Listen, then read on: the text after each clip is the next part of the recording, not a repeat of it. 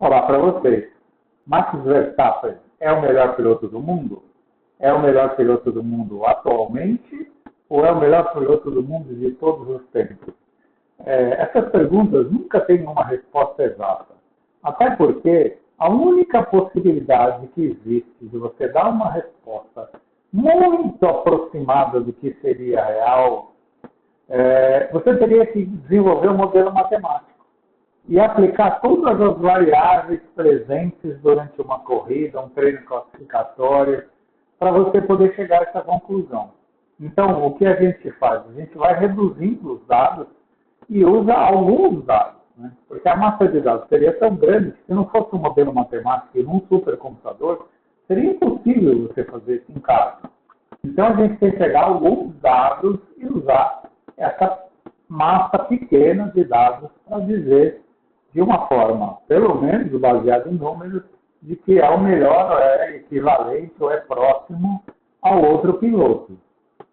Como opinião, e não é análise, como opinião, eu diria que o Max está entre os maiores pilotos de todos os tempos e na chuva ele é equivalente ao Ayrton Senna.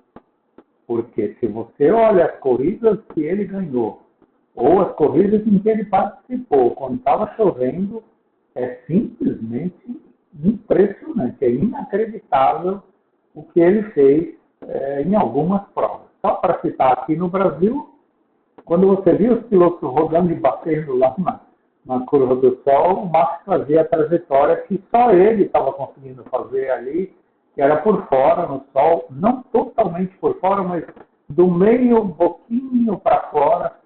Era o único piloto que conseguia fazer isso. Ele descia a curva do lago no meio da pista, e não, obviamente, na tangência normal. A razão é simples, para quem não sabe. Na tangência normal você tem muita borracha. Quando você põe muita água em cima, aquilo fica muito escorregadio. Então você não deve ir pela trilha normal que se segue, e sim por uma trajetória diferente, para poder pegar mais água e menos borracha na chuva, né? Além disso, o Max tem uma leitura de corrida que é típica dos campeões excepcionais, né? Ele entende a corrida desde o treino de sexta-feira até domingo, ele vai trabalhando o carro para chegar no domingo na melhor condição, ele usa o pneu de uma maneira que a maioria dos outros pilotos não conseguem, e ele consegue compensar, às vezes, a deficiência do carro. Eu digo às vezes porque não dá para afirmar que sempre ele compensou, não. Porque muita gente insiste em dizer, por exemplo, que ano passado ele ganhou e o carro não era o melhor. Não é verdade. O carro da Red Bull foi melhor até quase 3 provas para o final da temporada. A McLaren vinha chegando, e no final, sim, as últimas 3 provas, a McLaren tinha o melhor carro. Mas ali o Max já estava o campeonato baixo do braço, era só fechar, né? Era só botar a chave na fechadura e levar para casa. Então, não é demérito, não. Eu estou dizendo é que os melhores, os campeões, normalmente estão com os melhores carros. Se olhar o Vettel, o Hamilton, o Verstappen, o Schumacher, normalmente esses pilotos estavam com os melhores carros. Época em que o piloto disputava e não tinha o melhor carro, nós estamos falando lá atrás. Estamos falando do Fangio, estamos falando do Clark, estamos falando do Stewart, do Emerson, do Valdo, do Piquet, do Senna, do Prost. O Prost ainda teve título ali que, né, com a Williams excepcional, né, a Williams ativa, que não, tanto que o Mansell foi campeão, né? Enfim, o Max é um piloto brilhante. Ele usa o rádio a favor dele, ele sabe mexer com os outros pilotos, ele não obedece a equipe quando a equipe quer que ele, Max, deixa o outro passar e tal.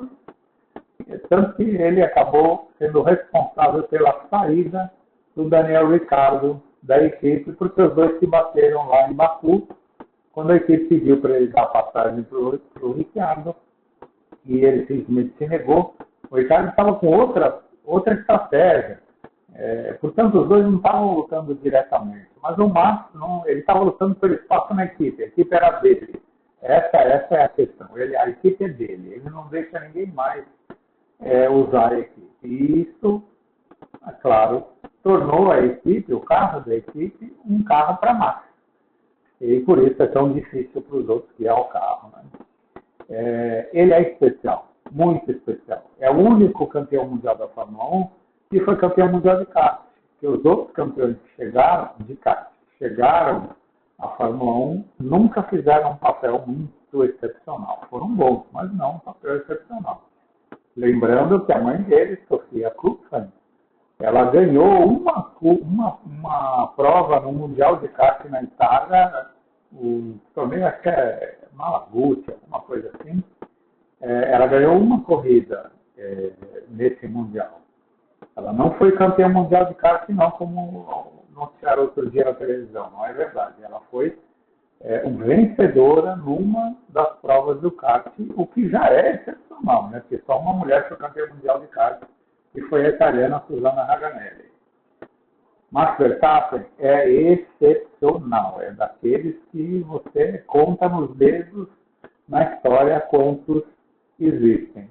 O que eu fiz aqui é um mapa comparando, então, o Max com outros campeões na situação atual e o Max comparando com outros campeões com 214 corridas, que é o número de corridas que o Max tem até o lançamento de Jeddah de 2025. Então, vamos juntos assistir o vídeo?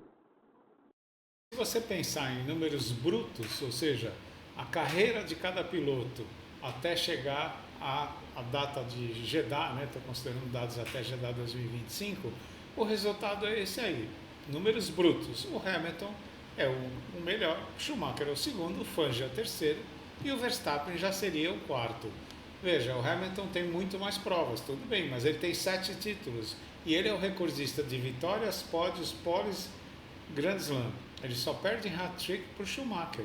E o Verstappen hoje já seria então o quarto maior em números brutos. Eu estou pegando sempre números brutos. Então ele com 214 corridas tem 4 títulos, 64 vitórias, 115 pódios, 42 pole positions, 13 hat-tricks. Ele já está chegando para ser um dos primeiros aí. Ele é o terceiro já, ele vai chegar lá em cima. E Grand Slam ele já é o segundo. E eu diria que brevemente ele já tem vai ser o número 1 em Grand Slam, porque ele não deixa passar realmente. Mas esses são os números brutos. A gente pode analisar os números de outra maneira, que você vê no próximo slide. Bom, e esses dois quadros, para mim, são bastante representativos. Né? Quando você pega o Schumacher, o Hamilton, Verstappen e Vettel, que foram tetracampeões até 214 provas, e observa que o Schumacher, na prova de número 214, ele tinha 7 títulos e tinha 85 vitórias. O Hamilton tinha 4 títulos e 74 vitórias. E olha o Verstappen, né? O Hamilton e o Verstappen é exatamente a mesma coisa quando você pensa em 214 provas. Os dois tinham o mesmo número de vitórias e a mesma quantidade de títulos. Olha que coisa incrível, né? Matemática e estatística é fantástica. E o Vettel, com 4 títulos, tinha 51 vitórias. E aí um outro dado interessante é quantas provas o piloto disputou até conquistar o tetracampeonato. Então, o Fangio, com 42 provas, ele já era tetracampeão. O Vettel, com 120 provas. O Schumacher, com 157. O Prost, com 197.